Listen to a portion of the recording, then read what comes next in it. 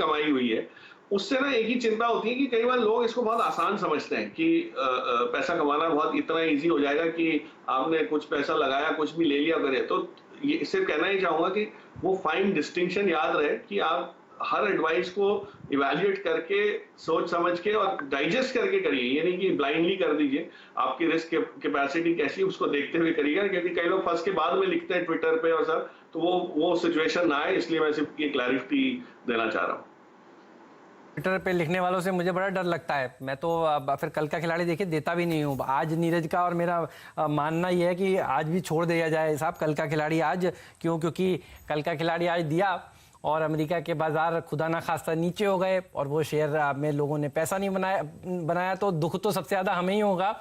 और फिर वो ट्विटर वाला ट्रोलिंग भी शुरू होगी। तो आज एज ऑफ नाउ हम लोग नहीं दे रहे हैं कल का खिलाड़ी, लेकिन इसका मतलब ये नहीं है कि एक्शन नहीं है। ट्रेड एट 3 का वक्त हो गया है। नागराज सेठी साहब हमारे साथ मौजूद हैं HDFC सिक्योरिटीज़ के, उनका ट्रेड एट 3 लेते हैं। और देखिए सुमित आपको बिल्कुल तैयार नजर आ रहे हैं। सावधान इंडिया में आज कौन से स्टॉक्स उन्होंने चुने हैं वो बताएंगे। यतिन भी आपको दिखेंगे अभी। यतिन बताएंगे वो स्टॉक्स जो उनको पता चला है कि डीलिंग रूम में लोग खरीद रहे हैं। तो एक्शन यहाँ पर खूब रहने वाला है। बताइए नागराज जी, पहले आप ट्रेड एट 3 कौन सा है आपका? जी हाँ, मेरा फेवरेट पिक है ब्रिटानिया इंडस्ट्रीज FMCG स्पेस में। आप देख सकते हैं ब्रिटानिया इंडस्ट्रीज काफी दिनों से सस्टेनेबल अप ट्रेंड में है। अभी रिसेंटली थोड़ा अप ट्रेंड स्लो हुआ है, लेकिन ज्यादा गिरा नहीं है। Continuously even though negative news और छोटे मोटे वीकनेस में भी और नीचे के लेवल में सपोर्ट हुआ है।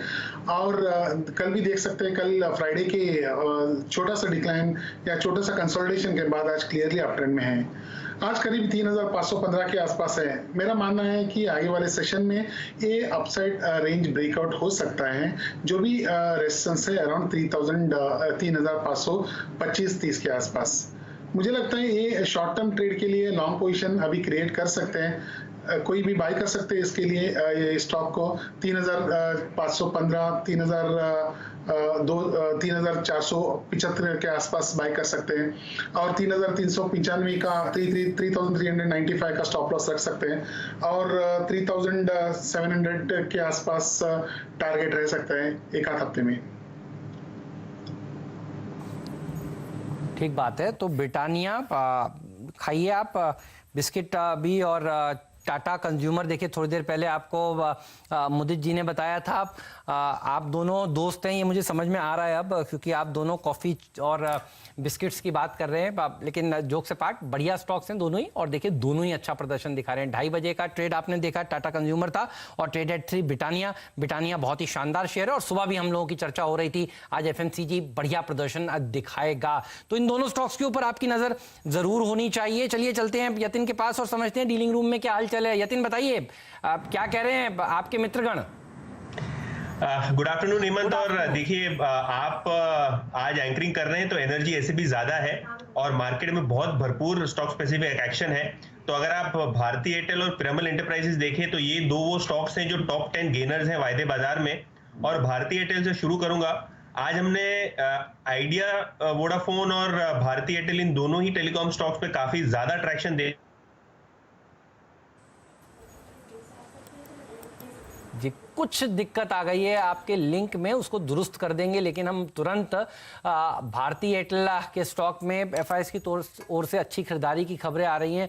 और ये स्टॉक देखिए दिन के हाईज पर कारोबार करता हुआ आपको नजर आ रहा है। ध्यान रखिए कल वोडाफोन आइडिया के नतीजे भी आने वाले हैं।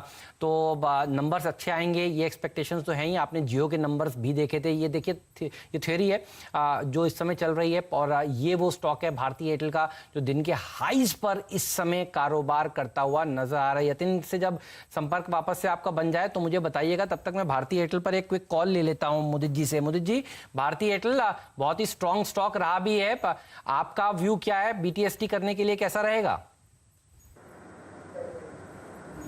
बिल्कुल हेमंत जी, भारती एयरटेल को लॉन्ग करने की सलाह दे रहे हैं। यहाँ पर BTST करके भी जा सकते हैं। स्टॉक का स्ट्रक्चर देखते हैं, फ्लैट पैटर्न इस काउंटर ने बनाया। और अच्छी चीज लास्ट 3 सेशन से ये काउंटर जिस रेंज में कंसोलिडेशन में था उसका ब्रेकआउट आज के सेशन में देखने को मिला है। तो यहाँ से सबसे पहला टारगेट होगा 582 का।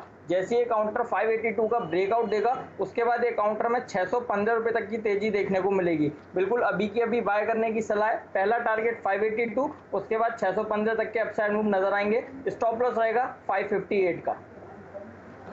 अब ये स्टॉक दिन के हाईस पर कमजोर बाजार में मजबूती वाले स्टॉक्स ही पकड़ने चाहिए क्योंकि बाजार निचले स्तरों से रिकवर हो चुका है। यतिन, भारतीय एयरटेल पर तो हमने टेक्निकल कॉल भी ले लिया जब आपसे वापस से संपर्क हम जोड़ रहे थे। बताइए अगला शेयर कौन सा है? देखिए हेमंत, पिरामल एंटरप्राइजेज में हमने सुबह थोड़ा बहुत प्रॉफिट टेकिंग देखा था, लेकिन वहां से स्टॉक में बहुत अच्छा ट्रैक्शन है। इनफैक्ट अगर आप जुलाई सीरीज की बात करें तो ओपन इंटरेस्ट में 15% का इजाफा हुआ है और करीब करीब 5.5-6 लाख शेयर्स जुलाई सीरीज में ही ऐड हुए हैं लॉन्ग साइड पे। तो अगर आप एफएनओ डेटा भी देखें और आज के वॉल्यूम्स देखें जो कि दुगने हैं एक महीने के एवरेज से, तो काफी अच्छा ट्रैक्शन है। यहाँ बीटीएसटी करें, ऐसा डीलिंग रूम्स का रिकमेंडेशन अपने क्लाइंट्स को आज हो रहा है और थोड़ी बहुत शॉर्ट कवरिंग भी हमको एनबीएफसी स्पेस में दिख रही है। तो पिरामल एंटरप्राइजेस पे बाय है।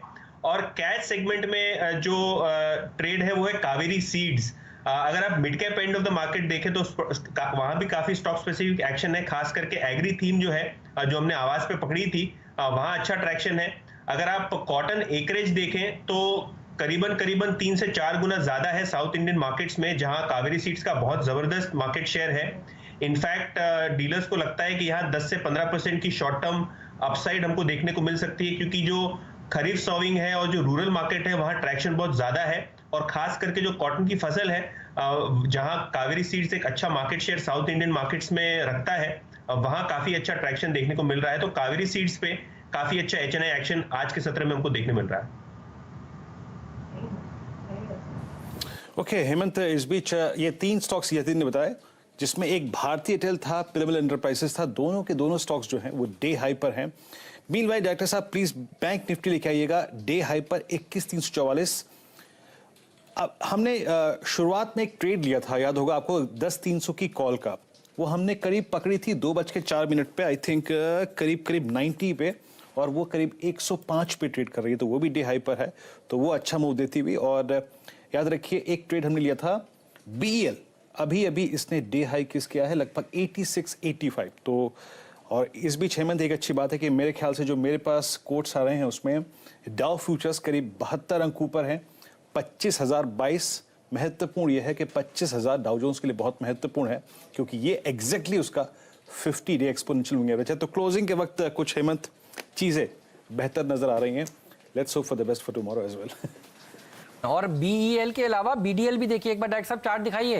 ये आपको दीवान साहब ने खुलते ही बताया था, बोले पेपर तो है ही है अच्छा सेक्टर, लेकिन बीडीएल पर भी रखिएगा नजर। अच्छा, मुझे अच्छा ये लग रहा है अभी तक नतीजे आए नहीं है, तो ये वो स्टॉक है जिस पर फिर नजर कल सुबह होगी। डिफेंस कंपनियों के नंबर देखिए अच्छे आए हैं।